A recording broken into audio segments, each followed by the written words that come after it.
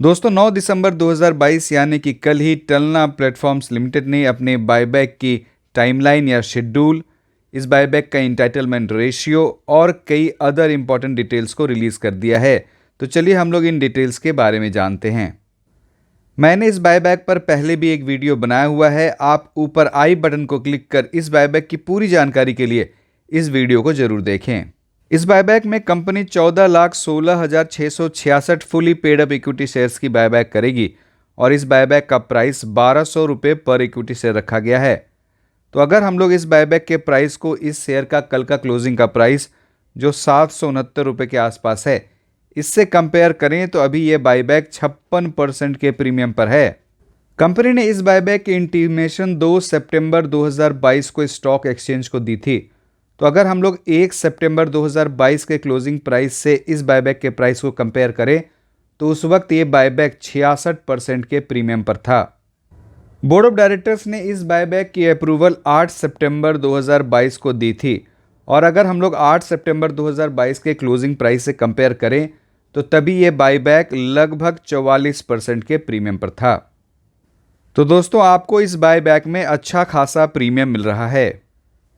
ये buyback proportionate basis पर tender offer root से होगा, तो आपको इस बायबैक में पार्टिसिपेट करने के लिए अपने शेयर्स को टेंडर करने होंगे। दोस्तों चलिए मैं आपको अब इस कंपनी की थोड़ी हिस्ट्री के बारे में या इस कंपनी के बारे में बता दूं। ये company originally public limited company की तरह 1995 में मारुति डेयरी प्रोडक्ट्स लिमिटेड के नाम से रजिस्टर हुई और उसके बाद फिर इस कंपनी का नाम 1996 में बदलकर प्रिज्म फूड्स लिमिटेड कर दिया गया और फिर से एक फ्रेश सर्टिफिकेट ऑफ इनकॉर्पोरेशन लिया गया और फिर इस कंपनी का नाम बदलकर टनला सॉल्यूशंस लिमिटेड कर दिया गया और 2000 में इस नाम से कंपनी का एक फ्रेश सर्टिफिकेट ऑफ इनकॉर्पोरेशन लिया गया और इसके बाद फिर इस कंपनी का नाम 2020 में बदलकर टलना प्लेटफॉर्म्स लिमिटेड कर दिया गया और फिर से कंपनी ने फ्रेश सर्टिफिकेट ऑफ इनकॉर्पोरेशन लिया। इस कंपनी का हेड ऑफिस हैदराबाद में सिचुएटेड है और ये कंपनी क्लाउड कम्युनिकेशन प्रोवाइडर है। तो दोस्तों ये कंपनी एक प्लेटफॉर्म कंपनी है। इस बायबैक में 2 कैटेगरीज हैं। पहली कैटेगरी है रिजर्व कैटेगरी और दूसरी कैटेगरी है जनरल कैटेगरी। रिजर्व कैटेगरी में ऐसे शेयर होल्डर आते हैं जिनकी शेयर्स की मार्केट वैल्यू रिकॉर्ड डेट पर 2 लाख या 2 लाख रुपए से कम की होती है और ऐसे शेयर होल्डर जिनके शेयर की मार्केट वैल्यू रिकॉर्ड डेट पर 2 लाख से ऊपर होगी वो जनरल कैटेगरी में आएंगे। 2 लाख में नंबर ऑफ शेयर्स निकालने के लिए हम लोग ऐसे स्टॉक एक्सचेंज के रिकॉर्ड डेट की क्लोजिंग प्राइस को लेते हैं जिस स्टॉक एक्सचेंज में इस शेयर की ट्रेडेड वॉल्यूम सबसे ज़्यादा थी। तो रिकॉर्ड डेट में एनएससी पर इस शेयर की ट्रेडेड वॉल्यूम सबसे ज़्यादा थी और रिकॉर्ड डेट पर एनएससी में इस शेयर का क्लोजिंग प्राइस 742 रुपये 95 पैसे था। तो अगर हम लोग इस प्राइस को मतलब 742 रुपये 95 पैसे को कंसिडर करते हैं तो ऐसे शेयर होल्डर जिनके पास रिकॉर्ड डेट पर इस कंपनी के 269 या उससे कम इक्विटी शेयर्स थे वो स्मॉल शेयर होल्डर्स कहलाएंगे और वो रिजर्व कैटेगरी में आएंगे और ऐसे शेयर होल्डर जिसके पास रिकॉर्ड डेट पर 269 से ज़्यादा इक्विटी शेयर्स होंगे वो जनरल कैटेगरी में आएंगे। अगर हम लोग इसी डेफिनेशन को बेस मान लें तो रिकॉर्ड डेट पर इस कंपनी के 2,52,211 स्मॉल शेयर होल्डर्स थे और उनके पास रिकॉर्ड डेट पर 78,12,180 इक्विटी शेयर्स थे और ये equity shares outstanding equity shares का 5.75% है और जितने शेयर्स की बायबैक करनी है उसका ये 551.45% होता है। स्मॉल शेयर होल्डर्स के लिए रिजर्व कैटेगरी में जितने नंबर ऑफ शेयर्स की बायबैक करनी है उसका 15% रिजर्व होगा। तो यहाँ 14,16,666 इक्विटी शेयर्स की बायबैक करनी है तो इसका 15% यानी कि 2,12,500 इक्विटी शेयर्स रिजर्व कैटेगरी में स्मॉल शेयर होल्डर्स के लिए रिजर्व होंगे और जो बाकी बचे हुए शेयर हैं यानी कि 12,04,166 इक्विटी शेयर्स ये जनरल कैटेगरी में आएंगे। अगर हम लोग सारे इक्विटी शेयर्स को कंसीडर कर लें तो रिजर्व कैटेगरी में जो स्मॉल शेयर होल्डर्स के लिए इंडिकेटिव इंटाइटलमेंट रेशियो बनकर आ रहा है वो है 17:625।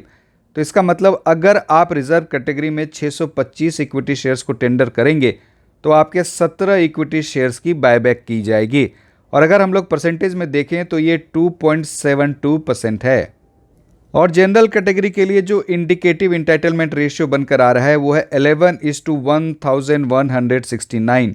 तो जनरल कैटेगरी में अगर आप अपने 1169 इक्विटी शेयर्स को टेंडर करेंगे तो उसमें 11 इक्विटी शेयर्स की बायबैक की जाएगी।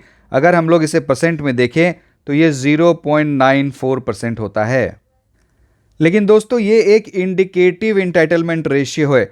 आपके कितने शेयर्स की बायबैक की जाएगी ये टोटली डिपेंड करेगा इस बायबैक के एक्सेप्टेंस रेशियो पर।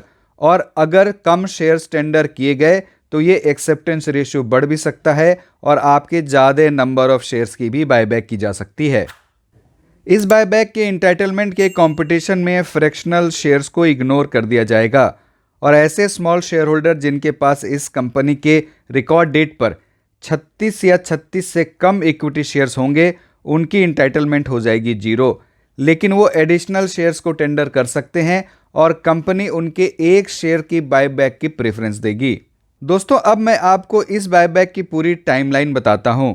इस बायबैक की रिकॉर्ड डेट 25 अक्टूबर 2022 थी और ये बायबैक 20 दिसंबर 2022 को ओपन होगा और ये बायबैक 2 जनवरी 2023 को क्लोज हो जाएगा। तो आप अपने शेयर को 2 जनवरी 2023 तक टेंडर कर पाएंगे। ये टेंडर करने की लास्ट डेट है। Last date of completion of settlement of bids 11 जनवरी 2023 है। तो अगर आपके शेयर की बायबैक की जाती है तो 11 जनवरी 2023 को कंसिडरेशन की पेमेंट की जाएगी और 18 जनवरी 2023 तक जितने भी शेयर्स की बायबैक की जाएगी उतने शेयर्स को एक्सटिंग्विश कर दिया जाएगा। केफिन टेक्नोलॉजीज लिमिटेड को इस बायबैक के लिए रजिस्ट्रार की तरह अपॉइंट किया गया है और HDFC बैंक लिमिटेड इस बायबैक के मैनेजर हैं। तो दोस्तों आप इस वीडियो को लाइक करें, मेरे चैनल को सब्सक्राइब करें, इस वीडियो को अधिक से अधिक लोगों के साथ शेयर भी करें। बहुत बहुत धन्यवाद।